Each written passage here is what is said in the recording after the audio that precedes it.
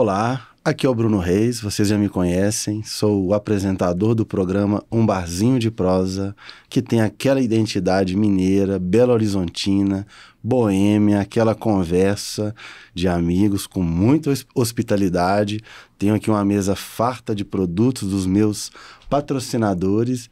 Agradeço imensamente ao Azeite Veroli, um azeite de extrema qualidade, produzido no sul de Minas, na Serra da Mantiqueira, idealizado por mulheres. Muito obrigado por fazer parte do projeto Um Barzinho de Prosa, nos oferecendo esse produto maravilhoso. Quero agradecer à vinícola Casa Geraldo por patrocinar esse programa, Um Barzinho de Prosa, para falar da nossa mineridade, da nossa cultura, dos nossos produtos. Obrigado. Agradeço a Provençal por suas geleias maravilhosas, pela grande chefe Bárbara, que faz esse trabalho lindo. Muito obrigado por fazer parte de Um Barzinho de Prosa. Agradeço ao Mel Santa Bárbara por fazer parte desse projeto, pelo respeito com as abelhas, por produzir mel orgânico, pelos prêmios recebidos e pelo reconhecimento dessa família que faz um trabalho doce como mel. Agradeço a Ribeiro Fiorentini, são queijos de Governador Valadares, queijo, história e família, uma tradição que começa com Isabela e Wagner. Muito obrigado por acreditarem no projeto e fazerem parte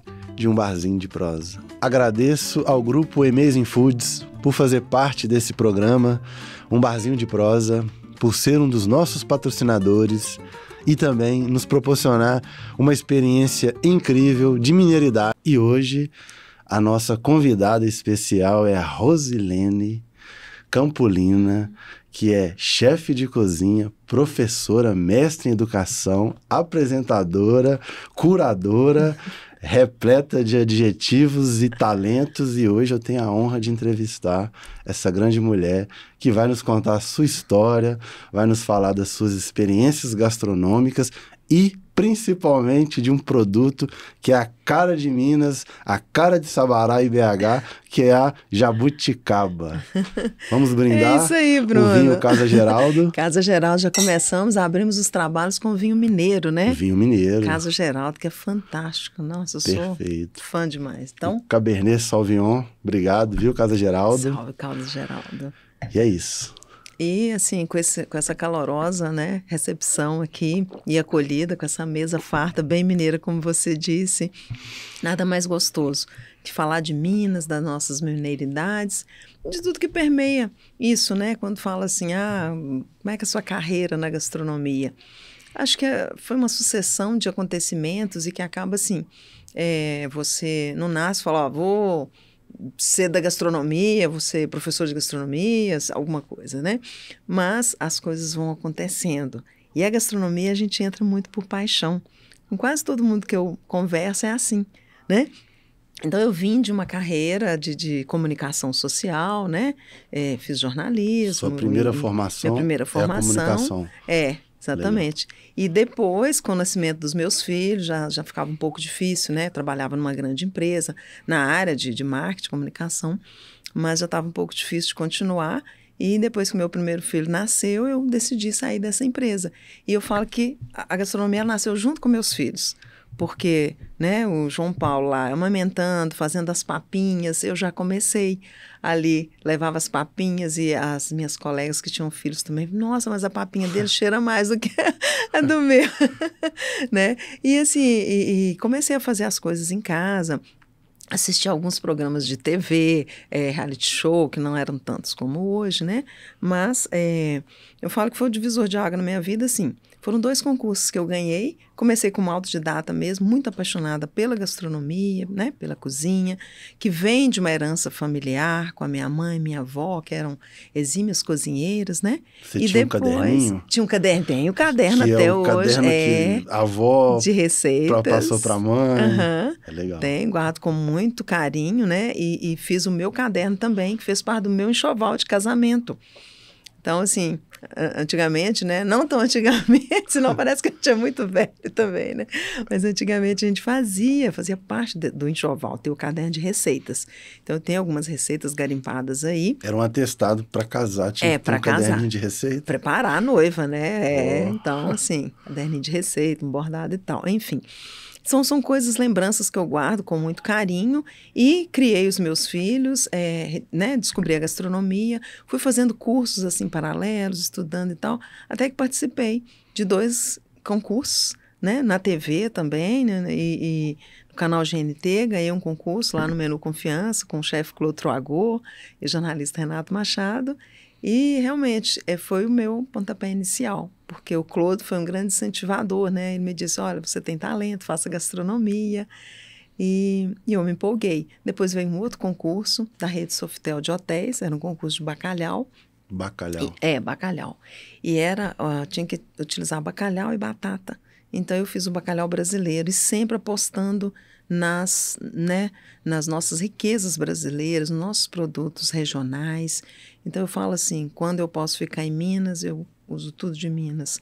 Se eu precisar de uma coisa que Minas tiver, sim, aí eu busco, né, no Brasil, mas eu prefiro, sabe, eu sou muito assim, de valorizar mesmo, Sim. né? Isso cria aquela identidade regional da cozinha. É verdade. Cada estado com seus ingredientes. Com suas peculiaridades. Com seus né? saberes, as suas técnicas ancestrais de produzir, faz com que o Brasil tenha uma pluralidade gastronômica. Esses vários Brasis, né? Vários. E que junto formam um caldeirão cultural e gastronômico, cada um com a sua mancha gastronômica, né? Se você pensar assim, eu sou professora de cozinha brasileira, isso já veio depois, né? Depois que eu já mergulhei nesse mundo da gastronomia, primeiro como uma apaixonada, depois de vencer os concursos, e o segundo concurso eu ganhei um estágio na França, na Argentina, então fui fazer esses estágios e comecei a me relacionar com pessoas da gastronomia, até da alta gastronomia, né? Então eu tive mentores assim como Roland Villar, com quem eu aprendi assim muito, não somente sobre pratos, né, mas assim, de postura de chefe, sabe, que foge muito dessa coisa que às vezes a gente vê aí, de maus tratos, de, né, aquelas coisas estereotipadas na cozinha, então isso não é posicionamento. Eu acho que o verdadeiro chefe, ele precisa respeitar, né, os seus colaboradores, ter um ambiente saudável, já que a cozinha é tão hostil, tão quente, um ambiente, né, então a gente precisa de ter essa serenidade, sabe? Trazer um pouco disso, né? Você foi bem elogiada por uma ex-aluna que eu conheço, a Bruna. A Bruna Campelo. Um abraço, Bruna. Bruna Campelo.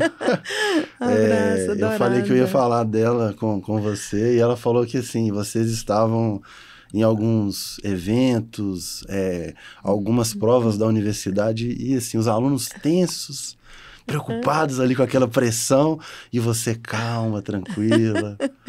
Olha só que bacana. Então, a Bruna, uma excelente aluna, inclusive ela fazia curso de gastronomia e fazia curso também fazia um outro curso na Federal, acho que era Química, que ela também fazia, né?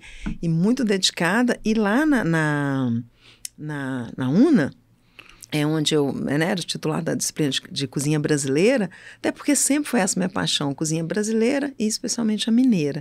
E aí depois que eu, voltando um pouquinho na história, né, que eu mergulhei mesmo na gastronomia, eu de fato falei, não, preciso me profissionalizar. Eu quis estudar gastronomia, então fui para a faculdade, fiz, né, depois veio a pós-graduação, fui da primeira turma de pós-graduação, na época era só a Estácio que tinha, fiz e me graduei em gastronomia e depois eu fiz um mestrado, não especificamente em gastronomia, porque não existia, mas em desenvolvimento local, gestão social, educação, que eu pude trabalhar tudo isso e muito a questão da sustentabilidade. Então, eu estou falando isso tudo para chegar até no ponto que você tocou da Bruna, né, como minha aluna, que eu fui convidada, né, para lecionar na UNA, logo que abriu o curso. Então, tenho orgulho de dizer que fui assim, professora desde da velha guarda, né, do curso. Foram 10 anos na UNA e momentos assim maravilhosos, porque eu pude experienciar o meu mestrado, que eu fiz a minha dissertação era sobre a sustentabilidade, né? Sustentabilidade é a melhor receita. Então, como ferramenta para o desenvolvimento local. E aí eu levei um projeto de hortas urbanas sustentáveis para lá. E a Bruna era uma das extensionistas, ela trabalhava comigo lá no projeto. A gente tinha várias oficinas, ações, mãos na terra, enfim, né?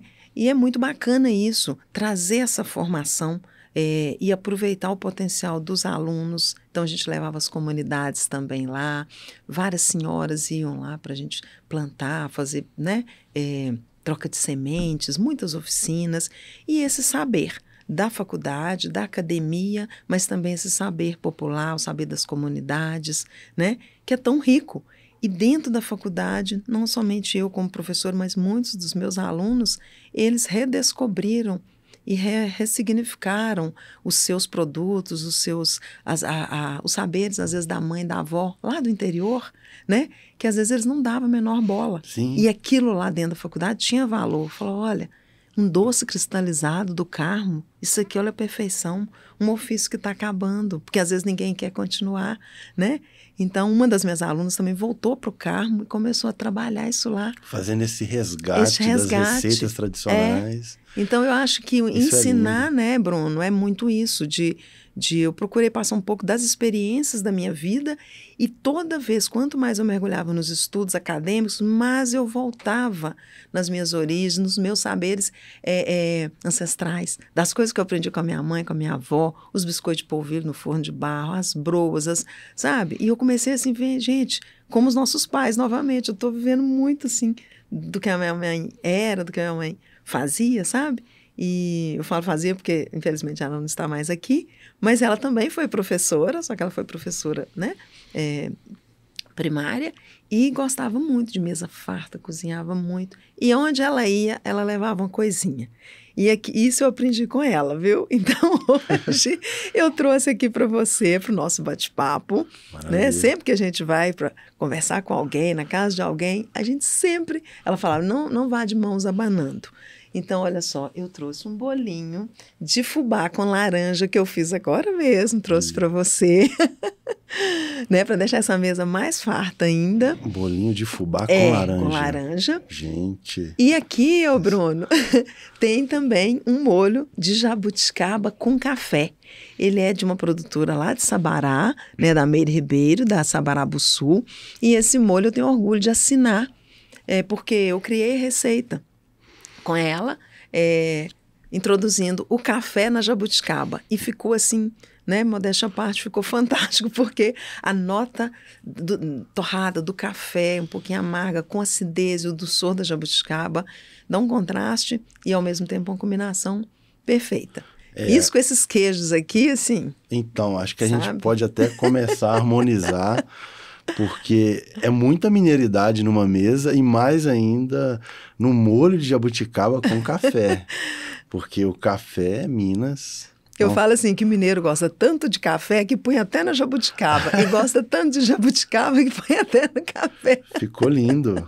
Vamos experimentar. Né? Eu quero experimentar com o queijo ou o pão de queijo? Olha, pode ser com os dois, não tem restrição, mas eu acho que a gente pode começar com queijo. E esses queijos aqui são da Ribeiro Fiorentini, né? Ribeiro Fiorentini. Eu sou suspeita, porque eu sou muito fã, tá, dele. Para abrir, você pode, acho que ele tem um lacre aí dentro, né? Porque a gente é mineira, a gente faz na hora, faz acontecer. Isso, tá vendo? Ele tá fechadinho, tá fechado. Olha, porque ela até exporta esse molho, sabe? Então, um sucesso. E vende pro Brasil inteiro. Então, ele é bem, né? Ele é bem fechadinho. Nossa, o cheiro Olha o perfume que tem, né? Então, esse queijo da Ribeiro Fiorentini, eu tive o prazer de conhecer a Isabela, o Wagner, né, os produtores. É muito importante, quando a gente conhece um produto, a gente saber quem está por detrás do produto. Sim. O produtor. É a arte em comida daquela pessoa. Que é o que eu digo. Então, assim, eles... o Eduardo Maia que me apresentou, né? Eles estavam no Aproxima e me apresentou. E desde então eu provei de todos os queijos. E fui descobrir a história, que leva o nome das filhas, né? Sim. Por exemplo, a mais novinha é um queijinho menor, que é o filhotinho, que é a Luísa, né? Aí tem a Giovana... todas as filhas deles, né? São 3 filhas. E eu fiquei muito fã do produto. Achei, assim, que cada um tem uma, né? Cada um tem a sua singularidade, tem... Gente, o queijo é bom. Obrigado pela Ribeiro Fiorentini. Mas o queijo com o molho de jabuticaba e café é uma mineridade de Valadares, Sabará e Belo Horizonte. Dá uma levantada, né? Notas bem encorpadas de... me lembra aquele sabor frutado. Frutado e untuoso ao mesmo tempo, né? Porque o queijo vem com a gordura, aí vem a jabuticaba com acidez, dá uma limpada e já vem a nota de café também, que traz um certo, né? Aquela coisa do torrado, uma notinha um pouquinho amarga. E com vinho, né? Com vinho. Vamos tentar colocar mais um pouco aqui. Mas você falando de educação, Campolina, enquanto professora, chefe e cozinheira. Porque... na verdade, até chefe, esse termo... né, esse termo, assim, tá discutido, né? Porque chefe, na verdade, é aquele que tem um restaurante, tem uma brigada, que comanda uma brigada de cozinha. Né, é o chefe, ou uma brigada de salão. Esse termo veio lá de quando teve, né, na própria França, o Escoffier, ele organizou a cozinha, dividiu em brigadas todos os setores da cozinha, né, que eram aquelas cozinhas palaciais imensas e tudo era muito misturado, então dividiu em praças. E você sabe que para isso ele fez uma busca, a inspiração dele foi toda no serviço militar. Olha. E como se organizava. Porque quando você quer falar que uma coisa é muito organizada, você fala, nossa, é regime militar, não é? Interessante isso. Então ele trouxe esse regime militar para a cozinha e falou, olha, para funcionar é assim. Aquela organização e dividiu em praças. E no serviço militar também é dividido em praça, né? Então você tem a praça de carnes, a praça dos molhos, das carnes, das saladas, das massas, tudo tem os nomes, os termos franceses, por isso que os códigos são, né? Os termos são franceses, e serviu de referência para o mundo inteiro. E até a nossa doma, nossa indumentária aqui, por sinal, até agradecer o amigo Wallace, né? Que faz essas domas lindas aqui, ó. Ela é e harmonizou espelhada. Com a paleta de cores do estúdio. Ela é espelhada na farda militar. Gente. Os botões. E será não que eu presto uma continência aqui? Imagina. Porque tem o tecido dobrado aqui, justamente para se pingar alguma coisa quente não queimar. Então não é de graça que a doma é feita assim, né? Nesse modelo. Os braços são cobertos para evitar queimadura também. Então tem todo um porquê, né? Nossa, é incrível, assim. Eu não tinha pensado. Talvez seja um motivo de alguns chefes do passado e até atualmente serem tão rígidos, ao ponto de desanimar os auxiliares, né, os cozinheiros ali que fazem parte. Você mesmo disse que o importante é o humano, né? Eu acho que tem que ser. Você ter essa conexão. Trazer essa humanização para a cozinha. E assim, é muito bom e a gente sente isso, às vezes, num restaurante, quando você vai, no atendimento, o chefe às vezes te convida para ir na cozinha, mostra os colaboradores com muito prazer, com muita alegria, e você vê a alegria das pessoas que estão trabalhando. Quando é um restaurante que realmente é envolvido emocionalmente, que tem essa humanização. O contrário também acontece, infelizmente. Às vezes você vai num, você escuta batendo o prato, julgar, aquela coisa tocada assim. Às vezes restaurante de alta gastronomia e que você vai que às vezes o serviço não é bom, as pessoas são mal-humoradas, um clima, aquela atmosfera assim, atmosfera pesada, de guerra. Sabe?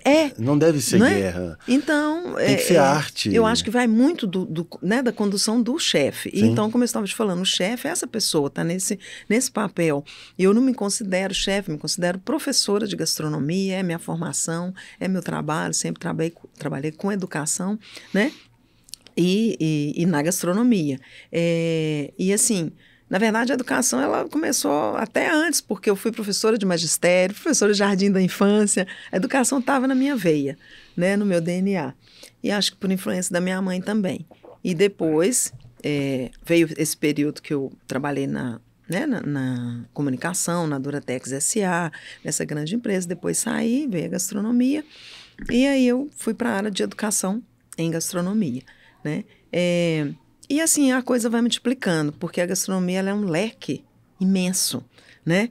E quando você fala que é da área de gastronomia, é muito comum as pessoas te perguntarem, você tem restaurante? Onde que é seu restaurante? É a pergunta praxe. Né? Aí eu falo, olha gente, gastronomia, eu não tenho restaurante, eu ainda brinco, eu falo, deixo para os corajosos, Porque vamos combinar, né? Ter restaurante hoje É um desafio. em Minas, no Brasil, não é fácil. Acho que em qualquer lugar é um trabalho bem árduo e eu admiro e respeito demais, né? Os profissionais da cozinha, do restaurante que estão ali mesmo na labuta, né?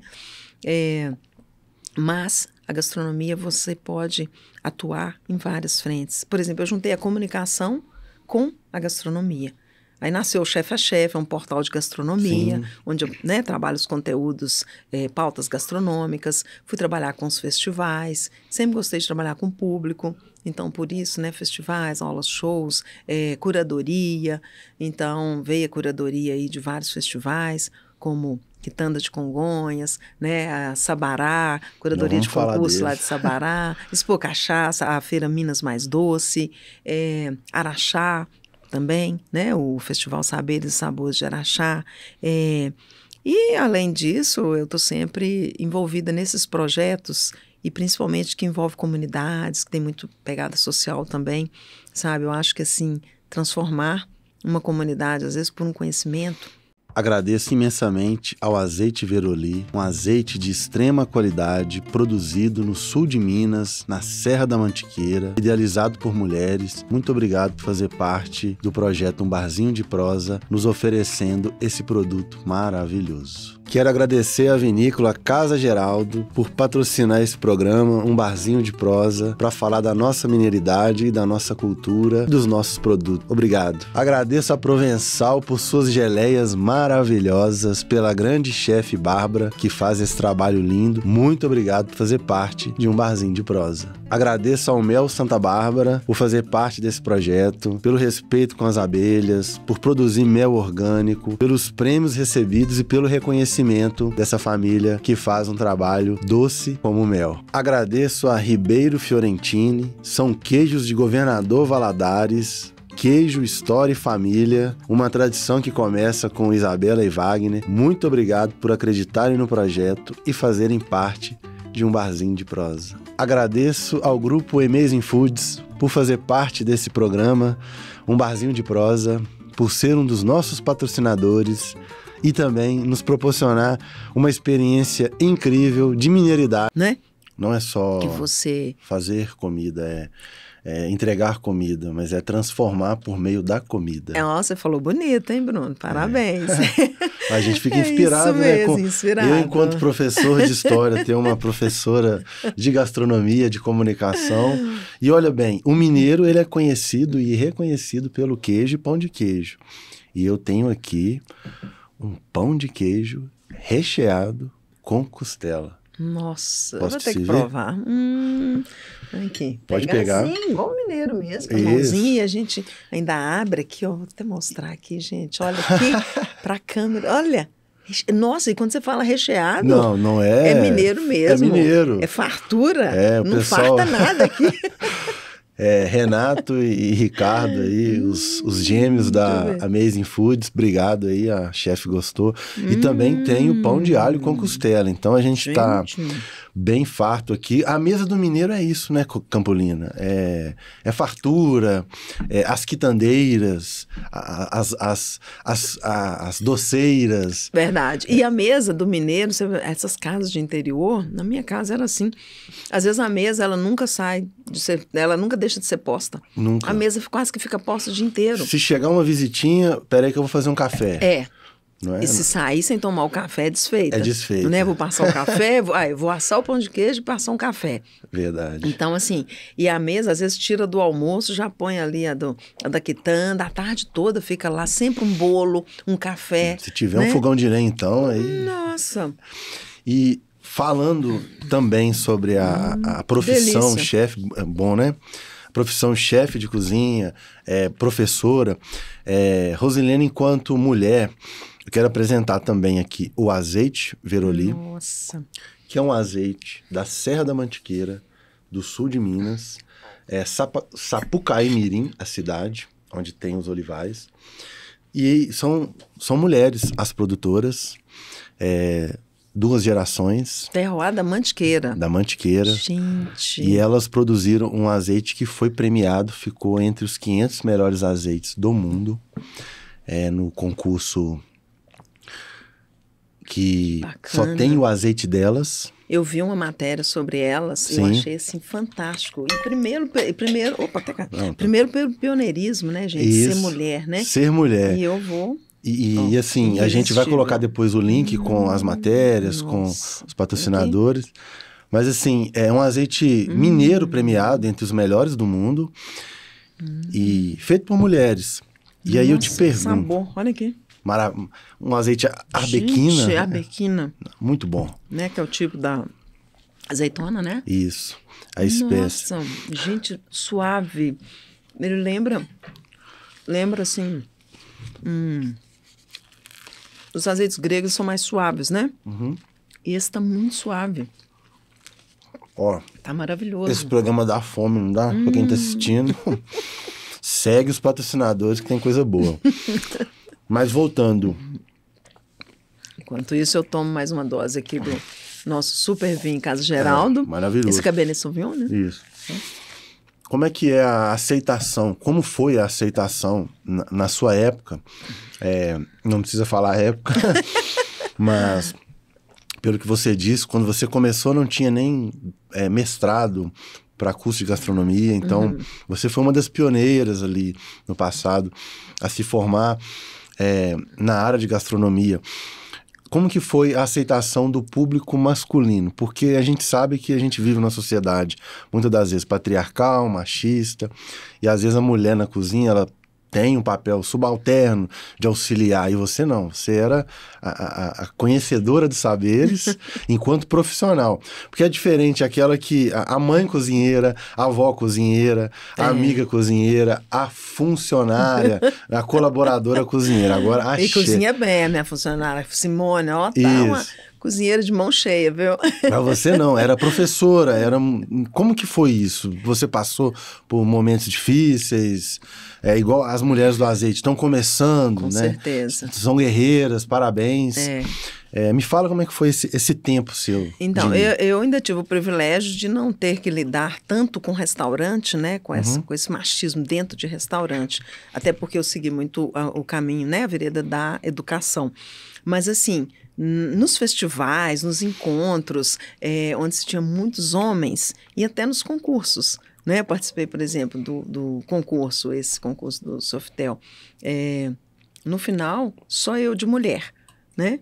E então, assim, a gente fica alvo daqueles olhares, e principalmente porque eu, né? Pequenininha, baixinha, esse toquinho. Nossa, essa daí vai fazer o quê? Não aguenta nem pegar uma panela.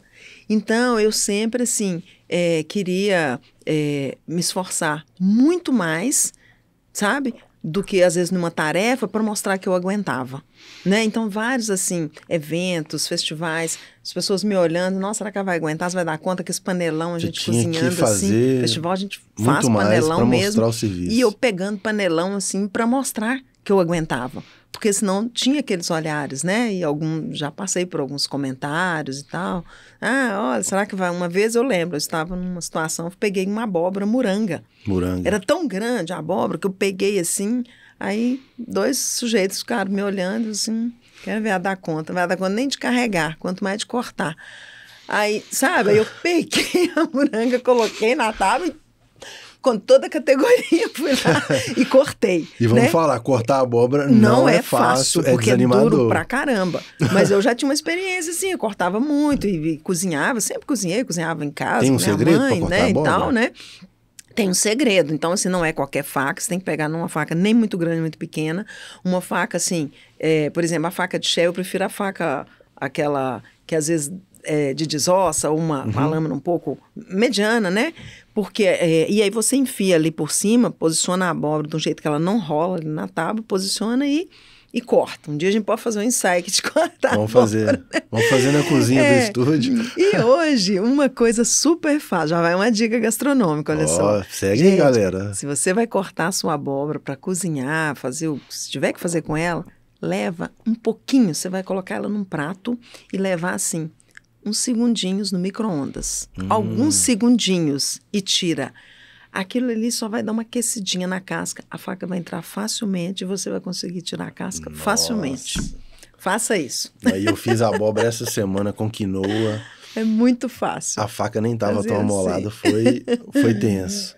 Alguns segundos, então, no micro-ondas. Não, e aí é super fácil. Acompanha aí, Dá gente. para pegar né, os pedaços, depois você corta toda e depois você vai tirando assim a casca. Igual você tira do melão, sai super fácil. E não tenta tirar dela inteira a casca. E a casca você pode vir até com o descascador, virar ela ao contrário, né? Ali ou a faquinha. Para tirar a casca, você vai precisar de uma faca de tornear, a faquinha menor. Para cortar, a faca maior, uma faca mais forte. E para descascar a faquinha, de descascar, ou a faca ofício que a gente chama, né? A faquinha menor.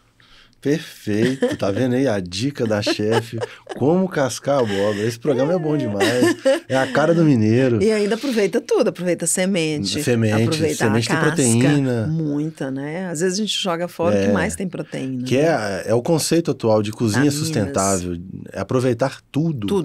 Tudo. Isso é mais do que moderno, é necessário. É necessário nos tempos atuais.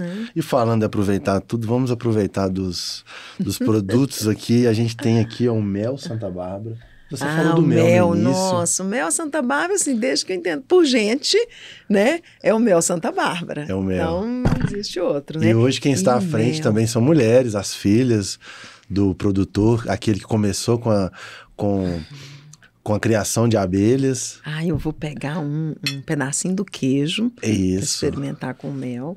E assim, o mel, ele vai bem com tudo também, com tudo, né? Com tudo. Essa pergunta eu ia te fazer, dá para usar o mel em tudo? Tudo. O mel, gente, ele é assim, quase que um remédio. Mel não pode faltar em casa, né? É remédio, vai bem. Você põe no chá, você coloca na comida, você põe num bolo, você põe no drink, você põe na sobremesa. Então fica maravilhoso. Olha aqui, nesse queijo.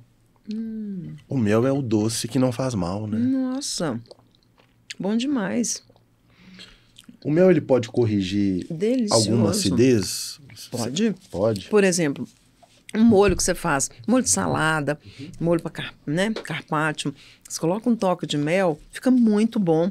E ele, assim, você misturando o mel com limão, aquela combinação, né? Mel, limão. Ficou bom mesmo. Fica ótimo.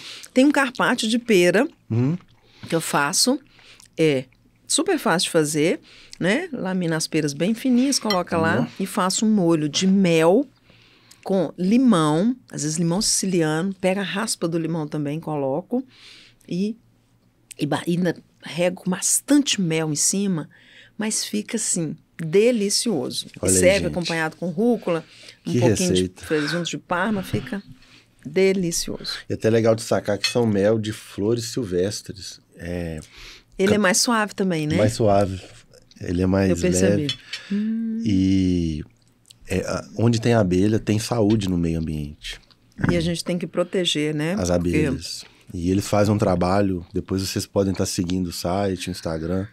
O mel Santa Bárbara é referência. Foi o único mel premiado no Supremo Taste Awards, que é uma premiação de mel, é referência. Então eles têm esse selo. E é um mel nosso, né? Um produto mineiro. Né? Então, daqui, ó, nosso vizinho aqui. Nosso vizinho. E é saúde, né? Como eu disse, saúde. o mel é como se tivesse um vidrinho de remédio lá na sua casa, né? Assim Saúde. como o vinho, né? O vinho. É quase um remédio também. Falando em vinho, eu lembrei da jabuticaba. A jabuticaba também se produz vinho lá em Catas Altas. Quem não conhece Catas Altas deve ir. Mas a gente não vai falar de Catas Altas. Da Filomena, né? Isso. Catas Altas, da Filó, da humorista.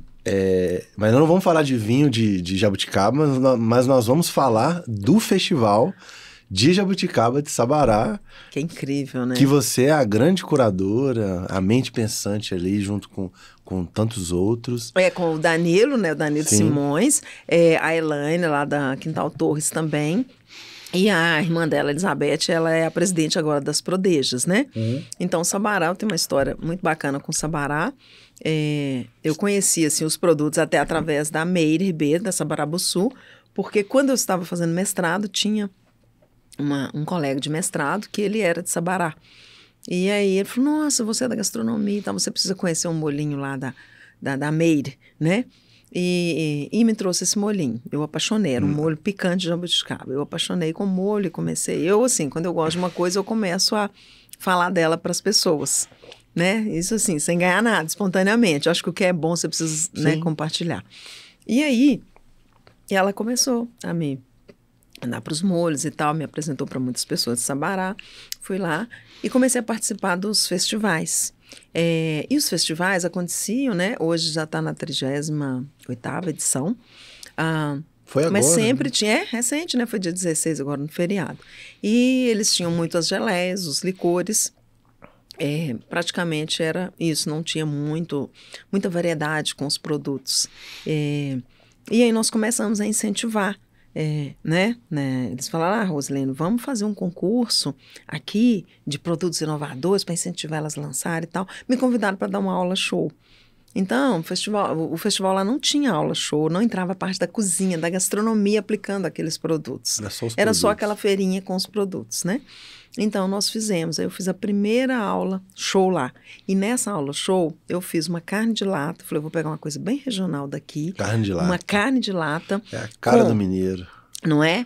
Aí eu falei, com a jabuticaba, mas eu vou fazer um chutney de jabuticaba. E as produtoras, e fiz assim uma aula para elas também. Tive um bate-papo com elas antes do evento, né? E elas falaram, o que é chutney? Aí eu falei, é como se fosse assim, uma geleia com os pedaços da fruta, que é feito muito, né, na Ásia, indiana, mas acho que a gente vai fazer com jabuticaba, vamos colocar o gengibre, uma pimenta e tal. E elas amaram. Eu falei, e se usa tudo. Elas jogavam a casca fora. Só ficava com o né? suco. Só com ali a polpazinha, né? E a casca e às vezes o caroço jogava fora. Então, eu falei, olha, dá para fazer isso e podemos ainda fazer um brownie. Eu fiz um brownie de jabuticaba. E ela falou, nossa, mas você usando a casca? Eu falei, estou utilizando a casca no chutney. E no brownie eu utilizei tudo. Eu bati tudo. Peguei a jabuticaba todinha, higienizada, lavada, e bati caroço com casca e fiz um brownie, né? Então, elas acharam aquilo, assim, fantástico. Aí eu decorei, coloquei os pedaços, assim, fiz uma pirâmide, reguei com a calda de jabuticaba. Nossa, Sabará, né? E puro. ficou, aí eu falei, olha só, e ficou uma coisa bonita e tal. E o prato eu montei também, fiz essa carne de lata com chutney de jabuticaba, uma farofinha de farinha de milho com uma saladinha de couve com cebola roxa e a pimentinha, um vinagretinho de pimentinha biquinho. E na farofinha, eu quis colocar o talo da couve também, para aproveitar essa questão da sustentabilidade, né? Falou, a gente não joga nada fora. Então, e a couve, vamos mudar um pouco, porque a couve tem que ser só refogada, a gente pode fazer uma salada, né? Então, assim, a gente começou a fazer coisas diferentes lá, sabe? E aí o pessoal de Sabará, na época a Meire, né, tinha também a Milsane, tinham várias pessoas lá, né, que trabalhavam pela promoção mesmo dos produtos, da associação das Prodejas. Falaram, Rosilene, vamos fazer esse concurso de inovação e tal, a gente traz os chefes, ajuda a gente, você conhece muita gente e tal. Aí comecei a convidar os chefes daqui de Belo Horizonte, levar, sabe? Para montar mesmo esse concurso, né? E elas começaram a lançar os produtos e a gente fazia a eleição dos produtos inovadores. Olha, hoje você tem mais, assim, de 70 produtos inovadores, às vezes em cada festival, em cada edição. São muitos produtos, sabe? Hoje você tem bombom de sorvete de jabuticaba, pipoca, algodão doce, barrinha de cereal, rapadura de jabuticaba, tem o doce de lata também de corte de jabuticaba. Você tem, assim, mortadela de jabuticaba, tem a compota. A compota eu acho incrível, porque a compota é a jabuticaba em calda. Dessa ideia de não jogar a casca fora. E é tão importante a casca, porque a casca da jabuticaba, né, tem 5 vezes mais antocianinas do que a casca da uva, que já é rica, né? Nossa, é muito bom você tomar vinho, sabia. porque é saudável. A jabuticaba tem 5 vezes mais. Então, se o vinho faz bem pro coração, o vinho de uva, o de jabuticaba, então, né? É vasodilatador, é muita coisa boa. Que legal.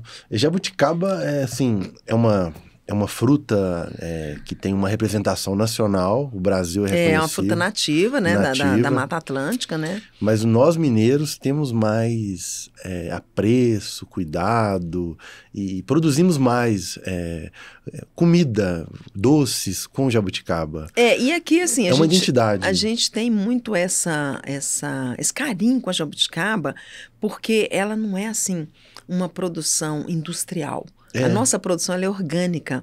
E cada produtor, cada mineiro, às vezes tem principalmente de Sabará, desses arredores aqui do interior, eles têm um pé de jabuticabeira no seu quintal e produzem ali a sua geleia. É como às vezes na Grécia, cada grego lá produz o seu azeite, porque tem também a oliveira no quintal.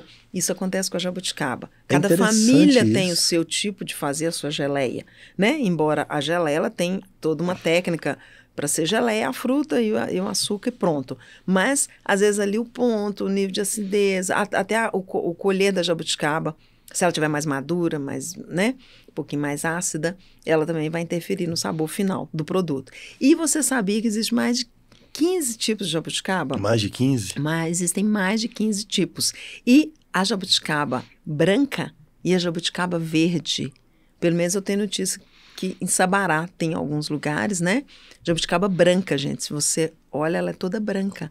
E a verde, a casca dela é verdinha e você já pode chupar que ela já está madura. É uma espécie muito rara. E quem tem essas espécies, principalmente essas raras, mas também a Sabará, eles são isentos. A prefeitura, né, de Sabará deu isenção no IPTU para quem está conservando a jabuticaba no seu quintal. Então, não paga a taxa de IPTU. Olha que incentivo bacana. Não, lindo. Né? E você falar é uma coisa interessante. Eu não tinha pensado nisso. Não tem uma produção, um cultivo de larga escala de jabuticaba. Como se tem da uva e outras frutas. As jabuticabas, elas estão nos quintais dos mineiros, das vovós, né? Um pé de jabuticaba de 40, 50 anos. Centenários, tem pé de jabuticaba lá. Tem um terroir caseiro, né? Aquele pé, olha, minha avó colheu jabuticaba aqui, foi passando de geração para geração. E lá no quintal tem a tradição deles alugarem os pés de jabuticaba. Isso. Né? As pessoas vão para lá, alugam. E agora está tendo essa inovação. Tudo, né, vai se modernizando, reciclando. Então, assim, e a busca pelo artesanal hoje está muito grande. Sim. Então, vem gente de fora, veio um pessoal do Slow Food, foi lá, eles ficaram encantados, os italianos da escola do Slow Food, né, na Itália, porque isso é Slow Food. Sim. Esse alimento na sua plenitude lá, no seu tempo certo de colher, vai lá de no comer, pé, né? colhe. E agora elas fazem uma visita guiada lá, por exemplo, Quintal Autores promove. Traz um pouco de cultura junto com a visita, não é só ir lá pegar jabuticaba e chupar, mas também saber a importância de colher aquele fruto, de cuidado, né, de fazer aquele manejo ali e com aquele cultivo, e depois elas produzem uma geleia com as pessoas que estão participando. E eles participam da confecção daquela geleia, aprendem a fazer a geleia, então é muito bacana, né? E os italianos são apaixonados por gastronomia, são referência. E a jabuticaba faz um sucesso. Eles ficaram encantados. Só aqui que existe, né? Sim. Então, meu cunhado é alemão. Toda vez que a minha irmã vem, tem que levar a geleia de jabuticaba. E a polpa, ela leva muito essa da compota. Porque a compota, você abre assim, a calda, né? Como se fosse uma fruta em calda, uma jabuticaba em calda. É maravilhosa, pode pôr num bolo, numa carne, fazer o que você quiser, em cima de um sorvete, enfim. E aí ela leva. E eles são apaixonados, então ela tem uma amiga lá, amiga do marido, que é austríaca. Nossa, essa mulher, ela fica louca, diz que ela come assim um pouquinho da geleia da jabuticaba para não acabar. Nossa. Que ela, sabe, que parece um pouco mirtilo, né? Lembra um pouquinho assim o mirtilo lá, que eles têm muito, né? Uma fruta vermelha assim, né? Às vezes o cassis assim também, mas é diferente. A jabuticaba tem o sabor dela, aquela coisa tânica, ácida, doce. Eu acho que ela reúne todos os sabores ali, né? A paleta de sabores ali. E só para concluir, Bruno, da importância de ter essa produção orgânica da jabuticaba também, é que se você perguntar, mas então jabuticaba é o maior produtor do Brasil, né, de Minas. Nós temos outros produtores de jabuticaba, como em São Paulo, em Goiás também tem, mas são, né, os jabuticabal, eles já são irrigados, são industriais. Então, a gente tem orgulho de dizer que a nossa produção mineira aqui, de Sabará, ela é toda orgânica. E Sabará é o nome da jabuticaba, que é a jabuticaba mais doce, mais apreciada e mais consumida, que se chama Sabará. Sabará? É. Por isso que chama Sabará. Que é que você fez o... É. Então, o molho de jabuticaba É a mais Sabará. utilizada, de raiz mesmo. Olha, você falando de jabuticaba, eu fiquei até assim pensando que tá faltando um pouco de interesse de nós mineiros. Conhecer mais, né? Conhecer mais a jabuticaba. Eu acho que se a jabuticaba fosse da Itália, ela teria... Igual a trufa. A trufa, às vezes o mineiro conhece a trufa e não conhece tão a fundo a jabuticaba. Sabe tudo, já foi fazer visita guiada, caça as trufas na Itália, mas nunca foi, por exemplo, Sabará fazer essa visita guiada no pé de jabuticaba. Alugar um pé de jabuticaba, né? Para ele ir lá colher. Então vamos fazer isso, gente. Sabará, procure a Rosilene que ela indica. Teria o maior prazer. E é uma experiência, é mineiridade, é Brasil. O povo de Sabará é muito acolhedor, né? Sim. Então todas as produtoras lá são assim, afáveis, estão prontos para receber e elas querem mostrar os seus produtos e a gente fica querendo mostrar todos os produtos, né? Porque são produtos maravilhosos. Então, se for para falar da jabuticaba, as pessoas falam, arroz, onde que ela tá? Tem uma jabuticaba. Seria jabuticaba, então, a sua identidade enquanto chefe, o seu ingrediente? Olha, ou você não tem? Onde eu tô, assim, eu falo que eu sou bem democrática com isso. Eu sou onívora, eu como de tudo, de quase tudo, né? E assim, eu não faço cara feia assim pra nada. Eu gosto muito de experimentar, sou muito aberta a experimentar tudo. E eu sempre falo isso para meus filhos, para você falar que não gosta, você tem que experimentar. Né? Mas jabuticaba é um dos ingredientes que eu sou apaixonada. E eu tenho que até que me corrigir, porque eu vou fazer um prato, logo eu penso, gente, eu tenho que pôr jabuticaba. Não, mas eu tenho que deixar jabuticaba. Vou sair um pouquinho da jabuticaba, né? E flor de sal. Flor de sal. Outro produto, então eles falam assim, meus alunos ficam me zoando, né? Arroz, faz até meme. Tem meme seu debaixo do pé de jabuticaba, jogando flor de sal. Com vidrinho, e tal. Fala, tudo dela tem jabuticaba e flor de sal. Que legal. Aí eu falo assim, que bom, que é só coisa boa, né? Jabuticaba e flor de sal, e combina pra caramba. Perfeito. É interessante porque eu ainda quero, no futuro, estudar gastronomia, mas o ingrediente que eu utilizo em todas as minhas receitas, em tudo que eu faço, até no arroz, é pimenta. Adoro pimenta também. Seja pimenta de macaco, Adoro. Pimenta do reino, caena, malagueta, cumari. Tem tantas pimentas maravilosas, né? Assim, com seus sabores tão únicos, né? Às vezes aquela pimenta só de cheiro, a pimenta que tem uma picância mais elevada, a pimenta que ela é mais perfumada. Essa pimenta de macaco, ela reúne 3 sabores, né? Ela fica uma mistura ali da noz moscada com a pimenta do reino, com a canela. Com a canela, ela tem um toque. Né? Nossa, é maravilhosa essa pimenta. A pimenta rosa, por exemplo... né, os franceses, a pimenta rosa, que é a semente da aroeira. Aroeira, né? Aquela aroeira, que coça. Que tem para todo lado em Minas aí. Os franceses descobriram essa pimenta, começaram a utilizar, decorando os pratos. E começou a fazer sucesso. Ainda colocava lá Bem Rosé, né? Bem Rosé. E aí, muda o nome para... Né? Até o Clos Troagô começou a utilizar muito essa pimenta aqui no Brasil. Falar, nossa, é a paixão dos franceses e tal, mas isso é a pimenta de vocês, né? Ela é brasileira. Sim. Então, assim, é a pimenta rosa. E ela nem é uma pimenta.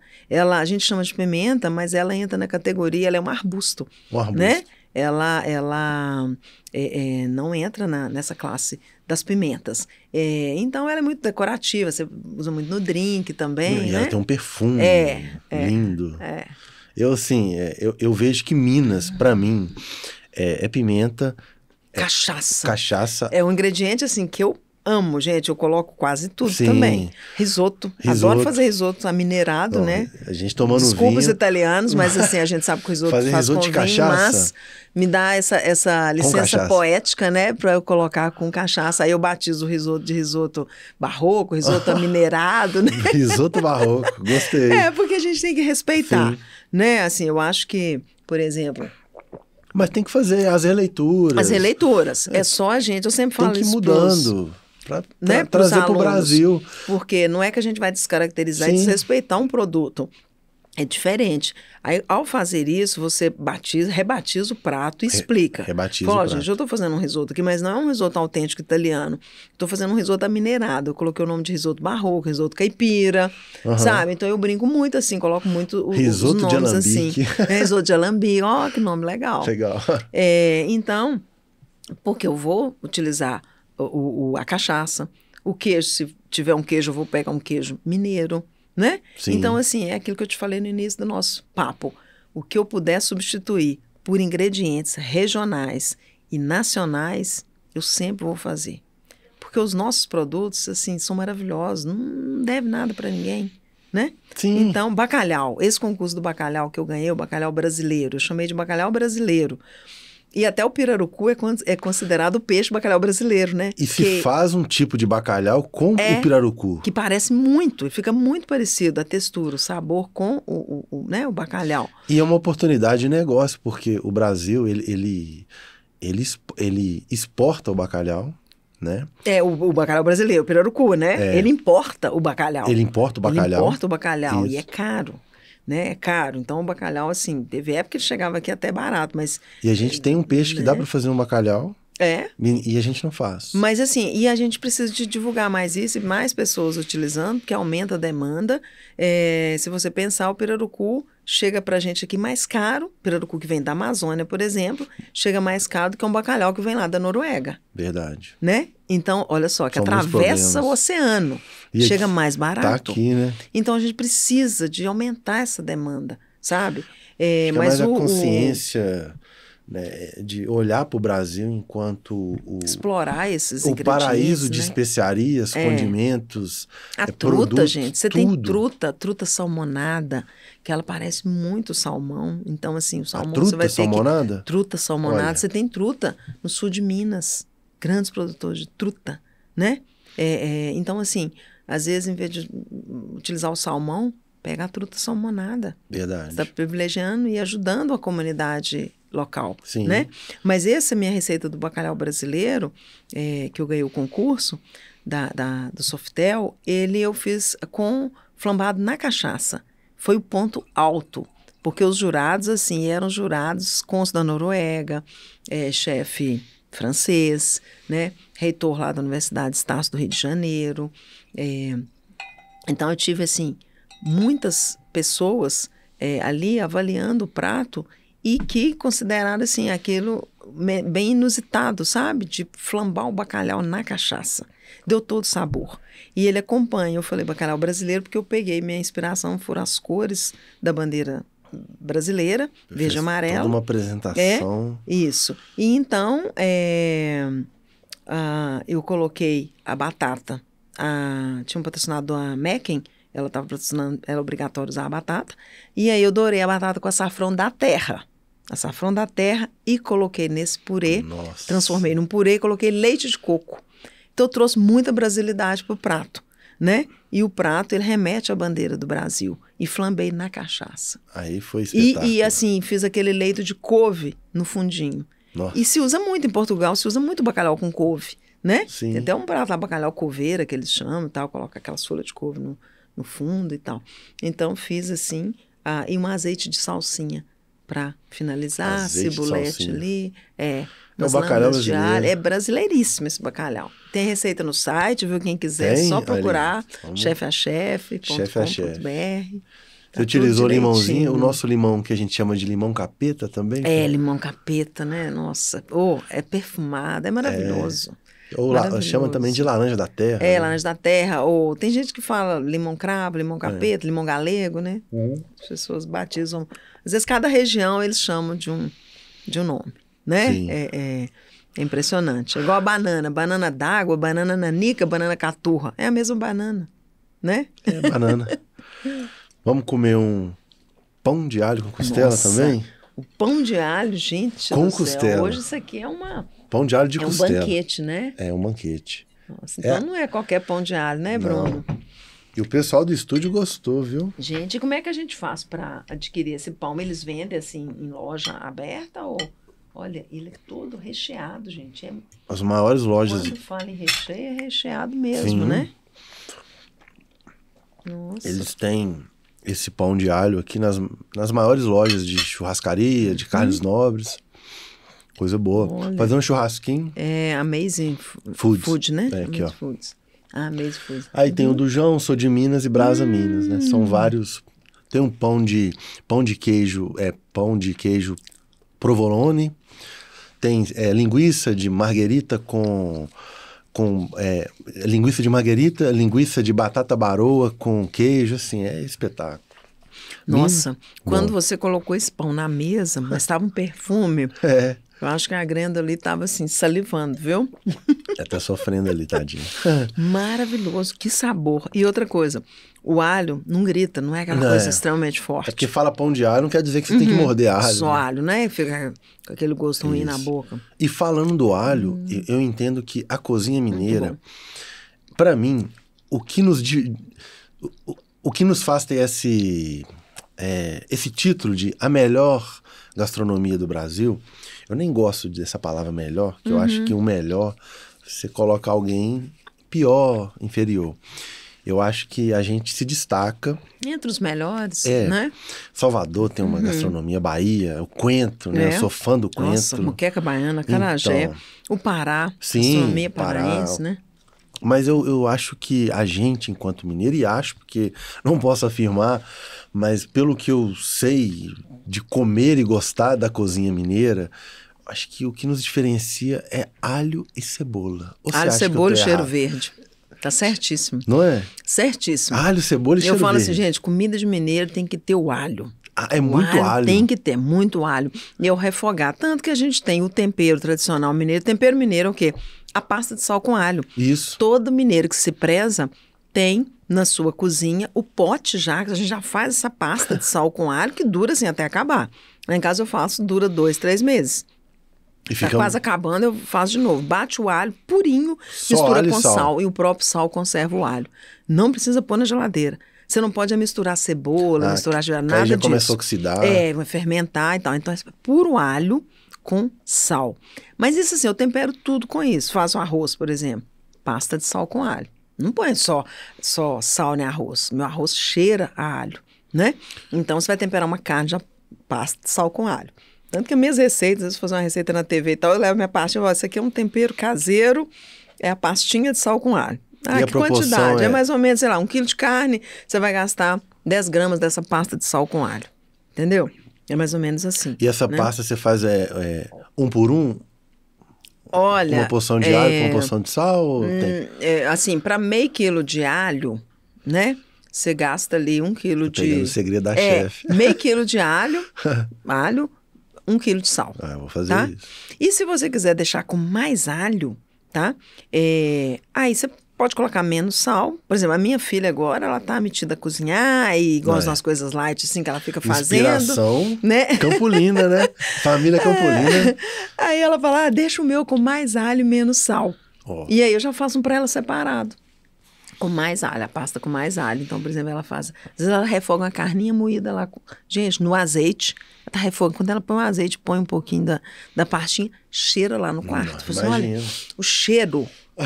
Isso faz um bom cozinheiro, sabe? Porque é incrível, né? Aquele tempero. E o cheiro verde, que é a salsinha e cebolinha.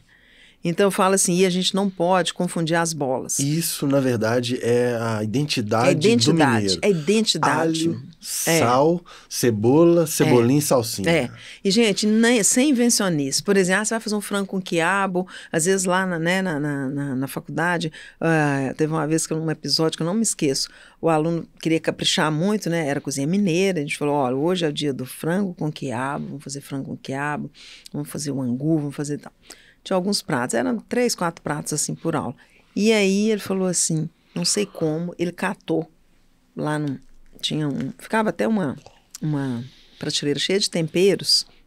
Depois eles tiraram esse tempero e colocaram no almoxarifado, para até não acontecer isso. Eu falei, olha, é feito assim, dei a ficha técnica e tal, assim, assado e tal. Aí, depois eu saía degustando, né, todos os pratos.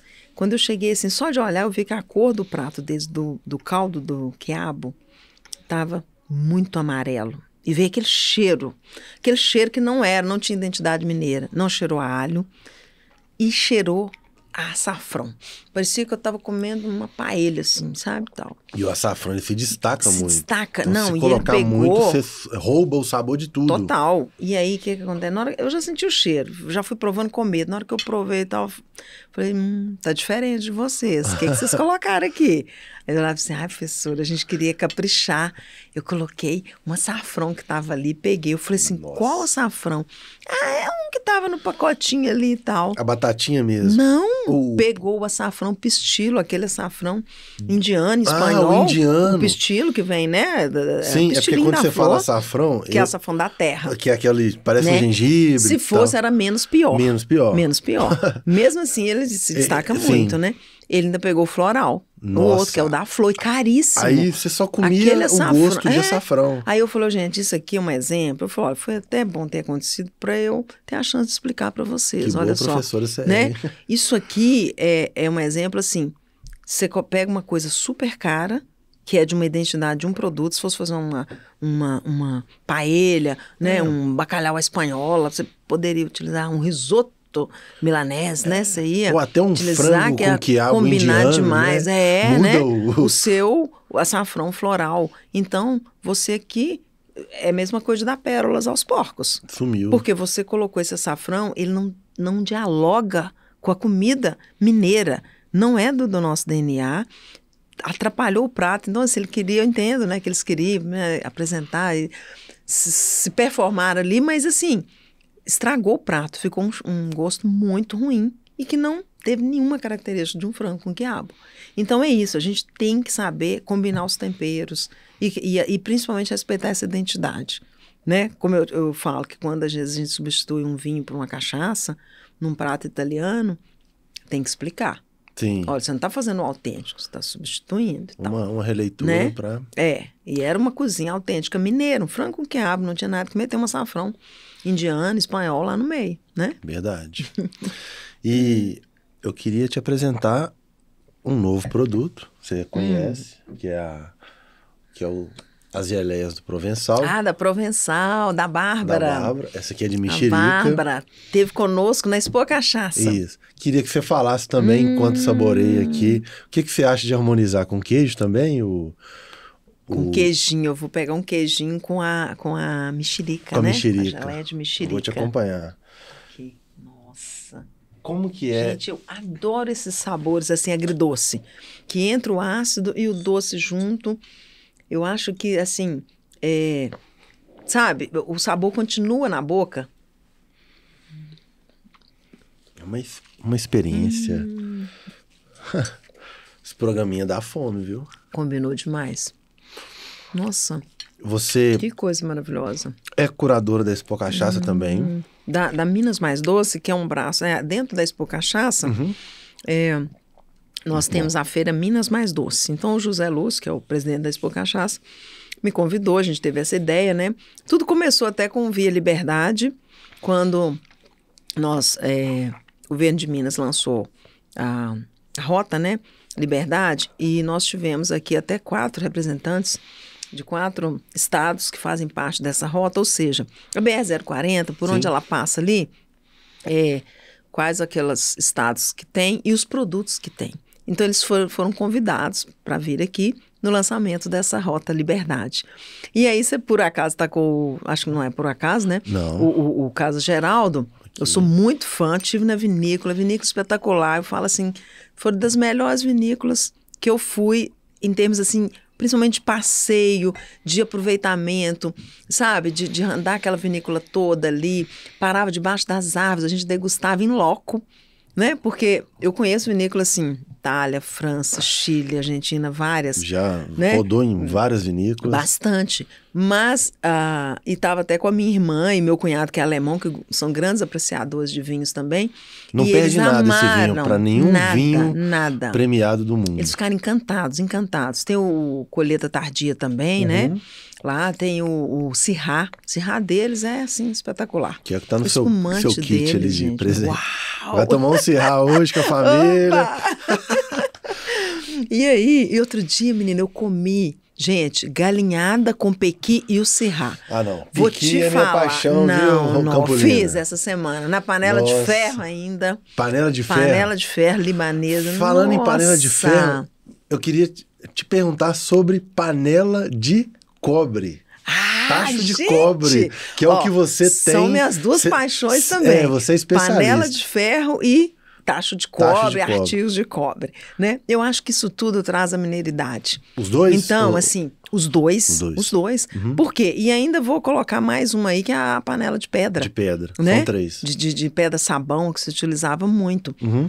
Então, por exemplo, na Expo Cachaça, quando a gente fez lá a Feira Minas Mais Doce e a Cozinha Show, eu preocupei muito em levar essa identidade mineira para a nossa Cozinha Show e levar as panelas de ferro. Aí a Fundição Libanesa patrocinou todas as panelas, a gente utilizou lá os chefes cozinhando na panela de ferro e artesanato em cobre, dos tachos, os artigos em cobre. Então, gente, você tem cada coisa em cobre, canequinhas, balde de todo o aparato para barman, balde de gelo, as colherzinhas, coqueteleira, os tachos, as panelas, as jarras, tudo. E o cobre é um condutor térmico, né? Para doce, então, não existe outro. Então não é só esteticamente falando uma questão tradicional. É física pura, química, ciência. O doce tem que ser feito. Tem que ser feito no tacho de cobre. Senão o seu doce não vai ficar verdinho. Um doce de figo, por exemplo, não vai ficar verdinho. Entendi. A goiabá não vai ficar vermelhinha, né? Mas só para doce, não dá para utilizar em... Em tudo você pode utilizar. Você pode fazer comida no tacho. Sim. Pode fazer, você risoto, pode fazer. Um tacho de cobre.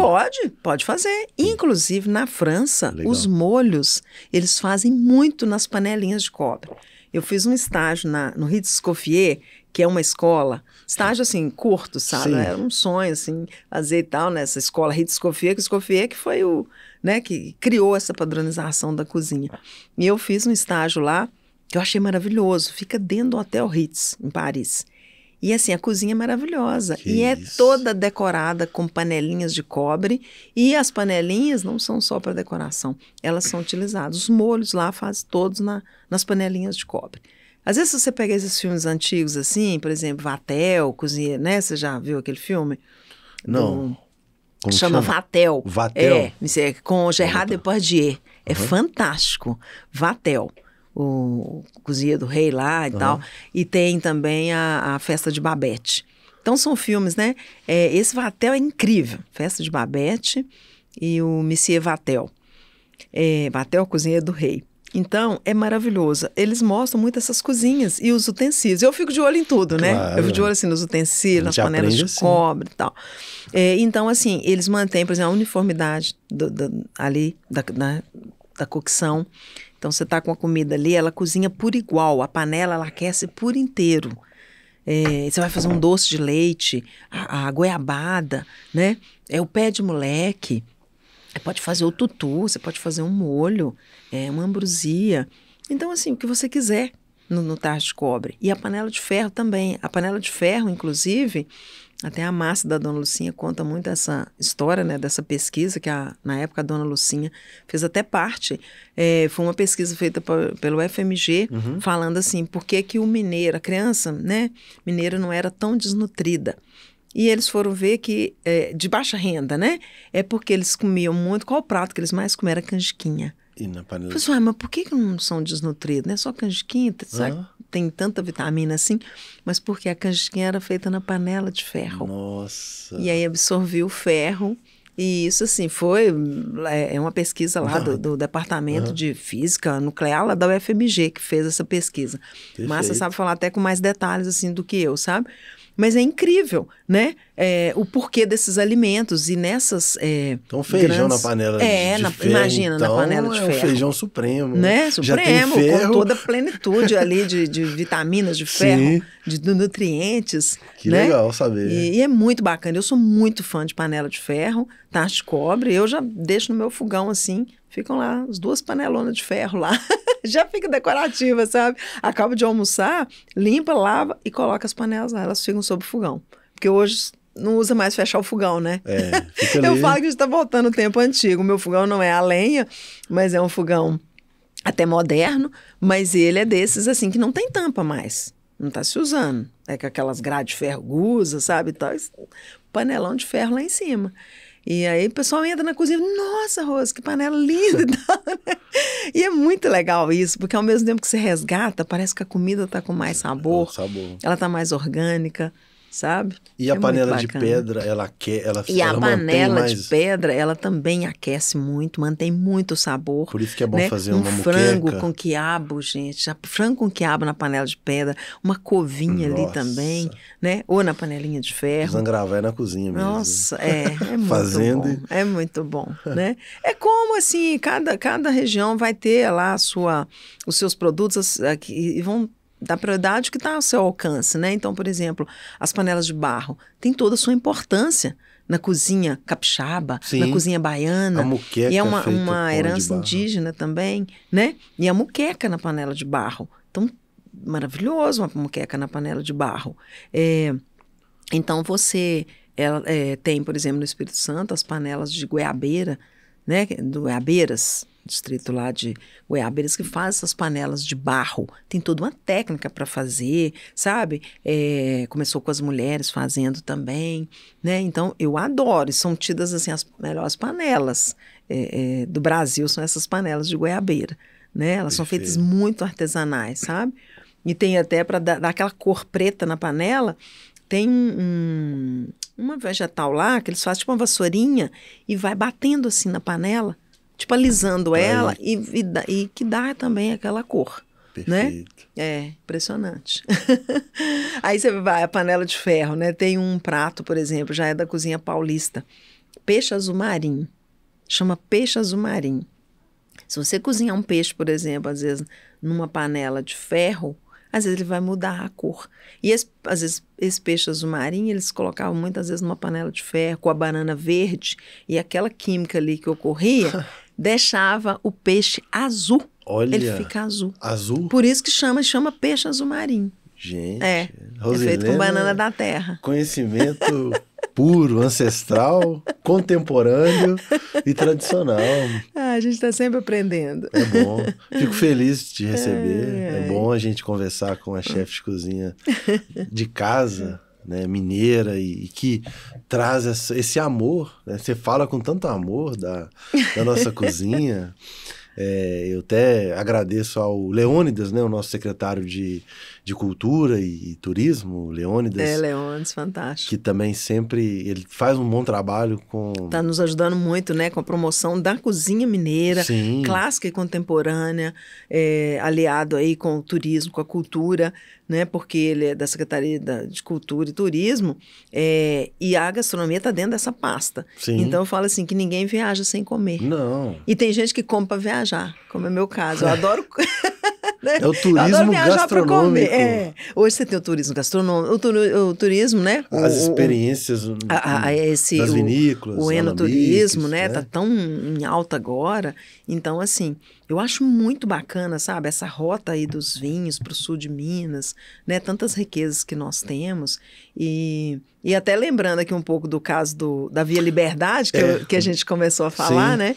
Esse papo tá fluindo, né, tá Bruno? Fluindo, a gente vai e volta. Falar. E tá um papo assim, um papo de mineiro mesmo. Daqui a pouco... Mas voltando a dizer lá que quando lançou essa Rota Liberdade, nós tivemos vários produtos, né? Da rota, e o Leônidas até me convidou para ser a curadora com os produtos de levar... Que tivessem nessas rotas da 040, né? Então, os doces, queijos, vinhos. E eu convidei vários produtores. E um deles, a Casa Geraldo, já estava para lançar o vinho, né? Liberdade. E foi uma oportunidade maravilhosa, porque aí a Casa Geraldo veio e o Leônidas, né, teve a brilhante ideia da gente levar esse vinho para ser lançado dentro do Palácio da Liberdade. Nossa. Imagina o vinho Liberdade. E o vinho é lindo, é uma edição especial, sim, né? Ele tem no rótulo a insígnia lá do Tiradentes e chama Liberdade o vinho. É muito lindo o rótulo. E ele foi servido no Palácio? No Palácio, Nossa. E foi é lindo, lançado. Né? Toda aquela arquitetura aos moldes tem franceses. Tem fotos lá do vinho lá dentro, até do governador, sim, pelo governador, né? O governador com a garrafa, e a gente fazendo o brinde lá também. Ele vem numa caixinha de madeira, Nossa. com uma cordinha assim, toda charmosa, sabe? É maravilhoso esse vinho, Liberdade. Que bom. Espero que o Brasil possa entender os nossos produtos, reconhecer e valorizar. E valorizar. Principalmente os mineiros. A gente tem vinhos, né? Vinhos mineiros. Não só Casa Geral, Vinhos, mas tantos azeites, outros. né? Azeite, Queijos, as cachaças. Cachaça, né? Os espumantes. O maior produtor de cachaça. É verdade. Então a gente tem uma riqueza de produtos. E agora, para finalizar, o papo tá bom, mas quando tá bom, o tempo de mineiro é assim, né? Passa e a gente nem percebe. Quero falar algumas palavras, né? Alguns adjetivos, e você vai me falar o que isso representa na sua vida. Vamos lá. Minas Gerais. Aconchego, acolhimento, afetividade, sabor, comida. Boa. Mineiridade. Simplicidade e sofisticação. Perfeito. Amor. Amor, assim, né? Eu acho que amor, nossa. Assim, pode ter tantos adjetivos, tantas explicações, né? Nessa expressão amor. Mas o amor, assim, eu acho que ele é muito do sentir. Muito mais do sentido do que do falar. E o amor, ele pode estar, assim, num gesto, no servir. No fazer uma comida, né? De dizer assim, minha mãe, por exemplo, ela nos amava, assim, cozinhando. O jeito de falar eu te amo, ela nunca chegou a fazer eu te amo. Nunca. Mas a minha mãe, assim, nossa, eu fiz um pão de queijo de você, fiz um biscoito, sabe? Então, é o jeito dela falar amor. Que lindo. Riqueza. Riqueza, você, assim, ter tempo, acho que sabe, principalmente hoje, né? Tempo. Riqueza é tempo de curtir as coisas boas. Principalmente as comidas e as bebidas. Perfeito. Com família e com quem você ama. Com qualidade, né? Comer e beber. Riqueza é isso, ter tempo para curtir tudo. Sonho, seu sonho. Saúde, né? Sempre saúde. E continuar tendo, não almejo grandes coisas, mas eu acho que isso é uma grande coisa, né? A saúde é o maior patrimônio que a gente pode ter. Então, é sempre assim, continuar com saúde para viajar o mundo. Meu sonho de consumo é viajar o mundo e comendo e bebendo com quem eu amo, que é meu marido. Viajar é muito bom. Como canta Luiz Gonzaga em Vida de Viajante, minha vida é andar por esse país. E diz que viajar é trocar a roupa da alma, né? Nossa, linda. Essa eu vou anotar. Viajar é trocar a roupa da alma. É trocar a roupa da alma. Para você, o que é família? Porto Seguro. Porto Seguro. Um ídolo. Ou uma. Uma ídola, né? Eu penso na minha mãe. Minha mãe. Qual o nome? Ídola. Maria das Graças Barbosa. Das Graças. Fala que ela tinha graça até no nome. Isso. E das graças, que era no plural. Muitas graças. Muitas graças. Né? Que era uma mulher guerreira, lutadora, criou 6 filhos, né? E assim, é minha ídola. Bom, homenagem a ela. Lição com sucesso. Uma lição que você teve com sucesso. Eu acho que é muito assim, de ensinar, lição com sucesso, né? Esse ensinamento com essa construção do conhecimento, ensinar para que meus alunos pudessem construir o conhecimento. Então, eu citei 2 alunas aqui que, a partir de ensinamentos, de histórias, dos que foram vivendo em minhas aulas, elas replicaram aquilo, né? Se posicionaram, fizeram suas vidas diferentes. Então, assim, isso acontece com muitas pessoas, senhoras que chegam, que às vezes assistem uma aula, ai, Rosilene, agora eu estou fazendo aquela receita, eu estou fazendo agora um pão de queijo, assim, está sendo minha fonte de renda. Isso para mim é muito transformador, de saber que às vezes uma palavra, uma receita, uma aula, um pouquinho ali eu ajudei a transformar uma realidade daquela pessoa, né? de ter essa comprovação, de ter sido exitosa por isso. Então, eu acho assim, que quando você transforma o outro, isso em felicidade, isso é uma grande realização. Perfeito. Lição com fracasso. Aquele fracasso que te ensinou.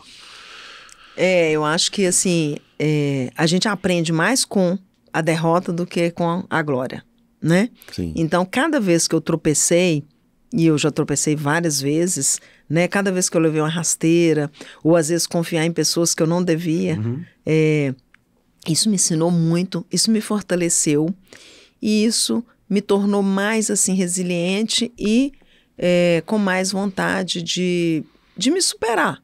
E a maior superação é aquela que se dá de si mesma, né? Então, é isso.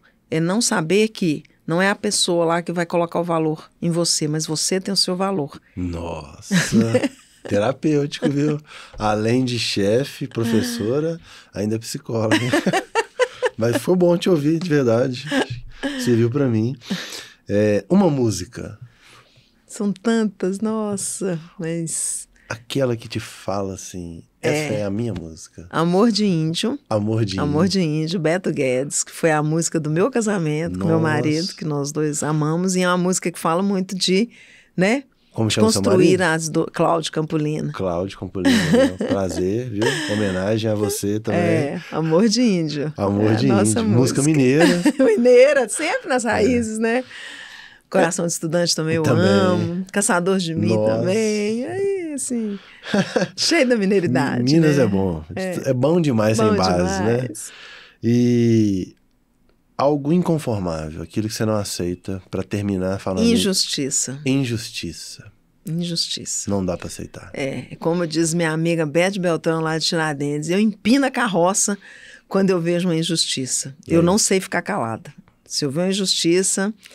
Eu tenho até medo de ver injustiça assim, porque eu não consigo ficar calado diante de uma injustiça. Mas é bom, né? Porque fala que a frase do Martin Luther King, o problema não é a fala dos maus, mas é o silêncio dos bons. Dos bons. Né? Parafraseando a fala dele, né? Não é assim, mas a gente tem que se colocar no lugar do outro. Nossa, Campolino, muito feliz com a gravação. Passou tão rápido. E você não me falou que tinha para casa no final, hein? Nem me preparei. Mas o mineiro é assim, ele surpreende na mesa, na conversa. Quero te agradecer. Foi transformador para mim poder te entrevistar, te ouvir o seu conhecimento. Sei que muitos vão se inspirar no seu trabalho. Muitas mulheres, muitas professoras. E principalmente seu amor por Minas Gerais. Minas é o Brasil é Minas, e o melhor da vida é comer, amar, celebrar a vida, é ser hospitaleiro. Hospitalidade não é só de mineiro, viu? A hospitalidade é amar. Quando você acolhe alguém, você ama. Então, ser hospitaleiro é amar. Que o resto do Brasil possa entender a mineiridade dessa forma, para que o Brasil seja um país melhor. Verdade. E não é à toa que nós somos tão acolhedores, né? Temos essa herança aí, que eu acho que vem muito familiar também. Sim. E o prazer foi todo meu de estar aqui, essa oportunidade de falar um pouquinho do meu trabalho. E vou comer, viu? Né? Das nossas Minas Gerais. E fica aí, saborei bastante. E foi uma troca, uma via de mão dupla, porque eu também aprendi muito com você. Obrigado. Muito obrigada. Vamos brindar para finalizar. Caso geral. Viva a mineiridade. Viva a mineiridade. E a amizade. E a amizade. Isso aí.